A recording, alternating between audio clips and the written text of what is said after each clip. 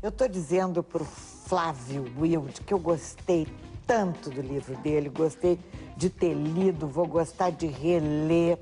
O Flávio é designer gráfico, ele é arquiteto, ele é de Porto Alegre, ele conquistou muitos prêmios ao longo da sua carreira com lápis de bronze.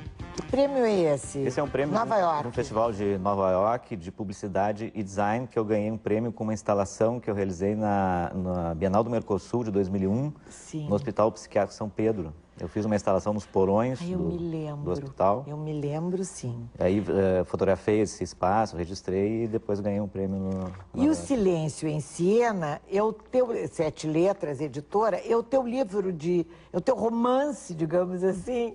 Livro de contos, não sei como é que tu chamas. Ele é um livro de contos, mas como são sempre as mesmas personagens que percorrem 15 cidades da Europa... Que é tu e a Laura. Eu e a Laura. Então ele pode ser lido como um livro, como uma novela com vários capítulos, né? Sim. Mas, na verdade, é um livro de contos, porque as histórias são independentes. São completamente independentes, mas todas com uma ligação, assim, com as cidades. Praga, Paris, Barcelona, são histórias Versailles, Veneza, Madrid, Berlim, Londres, Amsterdã, Roma, Florença, Siena. Bom, as histórias são todas maravilhosas. São todas elas vividas, verídicas. Eu fiquei, olha as fotos, que belas. Algumas Isso é em histórias... Amsterdã? Isso aí é Amsterdã. Amsterdã, que lindo. Isso é dos arredores de Amsterdã também, os moinhos de vento. Isso é no Parque Güell, em Barcelona. Eu gosto muito o que me inspira muito na fotografia, falando um pouco das fotos. Tu que fotografaste? Sim, as também. fotos são todas as minhas. fotos são tuas. Me encanta muito aqueles fotógrafos franceses do início do século XX, como Eugène Atget, Robert Doisneau, o próprio Cartier-Bresson. Que eles utilizavam muito a questão da transitoriedade humana no cenário, ou seja, não eram fotos de reprodução de cenários, porque isso são coisas que são fáceis de serem feitas, né? E tu começas tu trazes a foto para o teu conto ou tu fazes o teu conto através da foto também? Foi muito um caminho de ida e vinda, né? Eu comecei a viajar para a Europa, depois de 2 viagens. Esse livro ele não nasceu como um projeto, que eu pensei assim, vou fazer um livro assim e, portanto, vou viajar para fazer o livro. Foi ao contrário, eu comecei a viajar, digamos que durante 10 anos, nos últimos 10 anos eu tenho ido umas 5 vezes à Europa, né? E nas 2 primeiras viagens, quando eu retornei, digamos que a viagem me pediu para que eu escrevesse quase como uma necessidade, poder dizer, quase fisiológica, de, na volta, escrever uma história ambientada nessa cidade. Né? Então, algumas fotos que eu fiz durante as viagens me inspiraram para alguns contos, como, por exemplo, aquela foto do velho no Parque Güell, que foi um instante de um clique, que, digamos assim, depois de 2 segundos, essa foto não existiria mais. Né? Então, quando voltei, essa foto me inspirou para esse conto.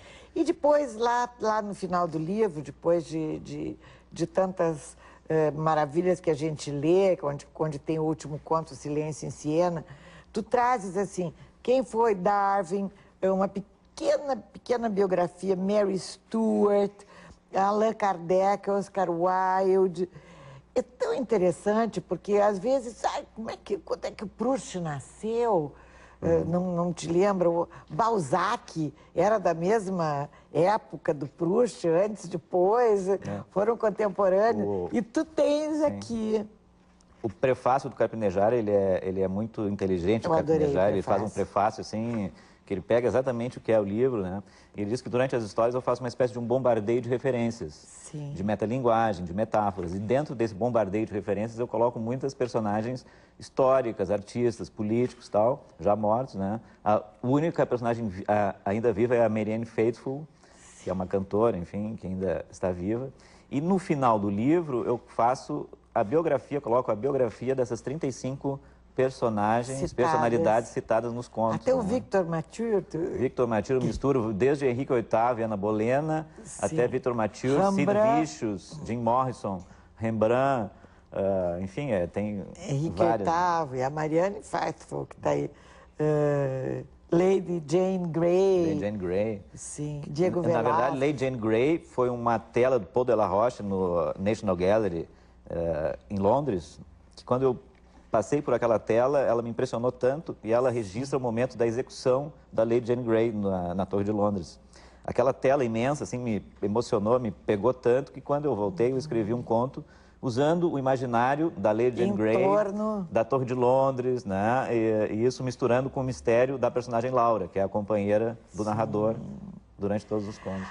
E essas cidades são tão inspiradoras, né? Qualquer delas, Praga, Amsterdã, tu anda pela rua, tu olhas daquelas janelas, daquelas casas em Amsterdã, eu ficava imaginando, tinha um gato, que pessoas eram aquelas. Porque isso que eu acho mais interessante numa viagem, ainda mais quando se tratam de cidades europeias. Quando tu viaja, no meu caso, pelo menos, eu mais interpreto as coisas do que propriamente vejo.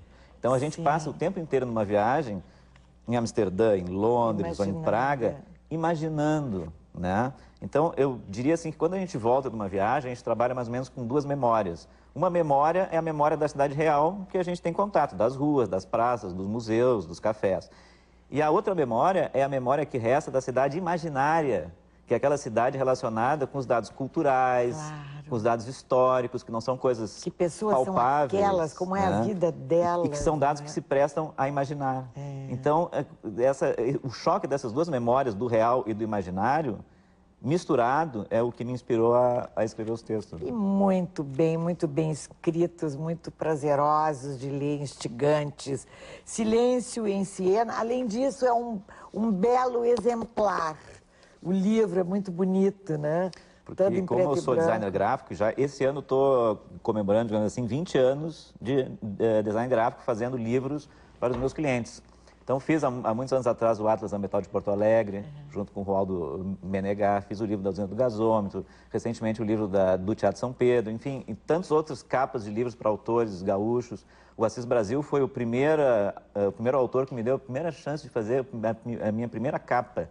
Quando eu cursava a oficina dele, há muito tempo atrás, ele estava lançando Perversas Famílias. Perversas Famílias, que é maravilhoso. E eu fazia a oficina dele e ele me convidou para fazer a capa do livro. Então, digamos, foi a primeira capa que eu fiz, foi do Assis Brasil. Então, agora, depois de 20 anos trabalhando nos livros dos outros, eu fiz o meu livro, com o design, é meu, os contos e as fotos. Ou seja, um livro de todos os... Chegamos em Veneza de barco, numa manhã chuvosa, e aí vai acontecendo a história, o relato, e é muito agradável de se ler. O lançamento do livro Silêncio em Siena vai ter uma sessão de autógrafo, será terça-feira, dia 13 de abril, às 19 horas, no Teatro São Pedro.